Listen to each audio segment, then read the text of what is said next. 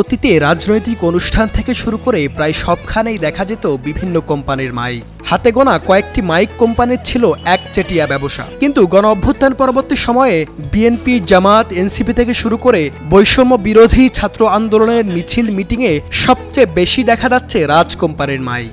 গণ অভ্যুত্থানের সময়ে রাজমাইকের মাধ্যমে ছাত্ররা তাদের আহ্বান পৌঁছে দিয়েছিলেন মানুষের কাছে।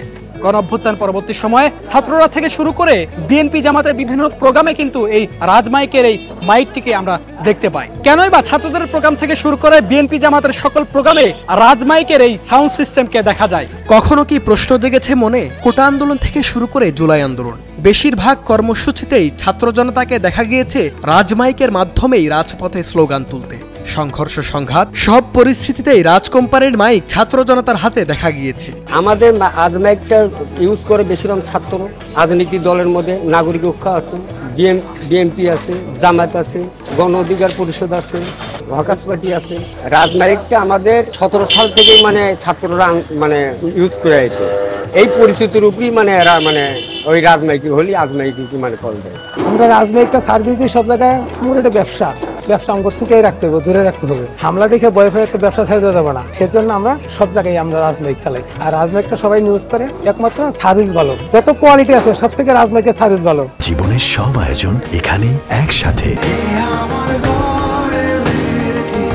ছাত্র জনতার আন্দোলনে রাজমাইকের কর্মচারীরা হয়েছেন হামলার শিকার। আন্দোলন দমাতে আইনশৃঙ্খলা বাহিনী যখন মিছিল মিটিং ছত্রভঙ্গ করতে কঠোর হয়েছেন, তখনও নিজের দায়িত্ববোধের কথা চিন্তা করে মাইক রেখে স্থান ত্যাগ করতে পারেননি তারা। 19 সালে যা গ্রেফতার হয়েছি, এরপরে যা 35-এর আন্দোলনে যা থানায় ঢুকলেন, তারপর একবার জেলও খাটলেন। এই 35-এর আন্দোলন টিএসএল তো এটা খাটিয়েছি প্রত্যেকটা হামলাটি মাইকের জগদনে 17 সাল থেকে। ছাত্রের আন্দোলনে প্রত্যেকটা আন্দোলনে আমি কোটা আন্দোলন থেকে শুরু করে সবটাই, বিশেষ করে কোটা আন্দোলনে বেশি হামলায় খেতে।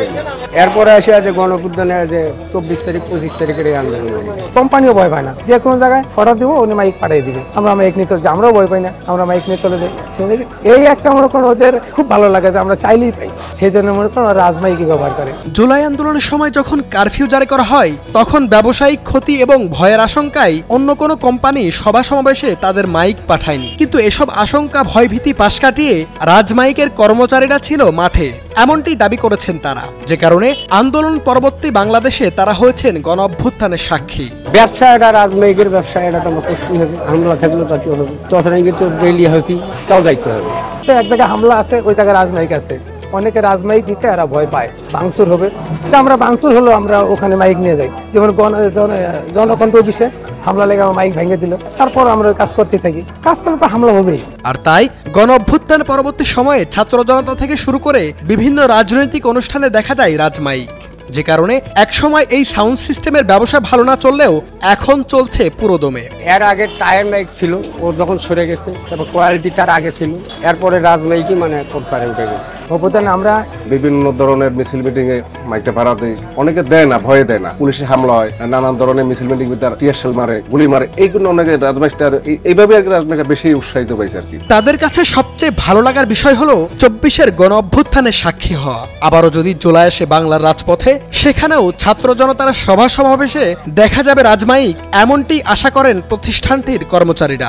অবশ্যই আমাদের অবদান আছে। আমাদের এই রাজমাইক দিয়ে গণ অভ্যুত্থানে যে মানুষের কাছে আওয়াজটা পৌঁছে দেওয়ার জন্য আমাদের মাইকটা গণ অভ্যুত্থানের ছাত্ররা ভাড়ানো, এবং আমাদের কিছু ক্ষয়ক্ষতি হয়, অনেক রিকশালা মাইক দৌড় খায়, তারপরে একটা রিকশালা গুলিও লাগে। HM Imran Hossain, news 24, Dhaka.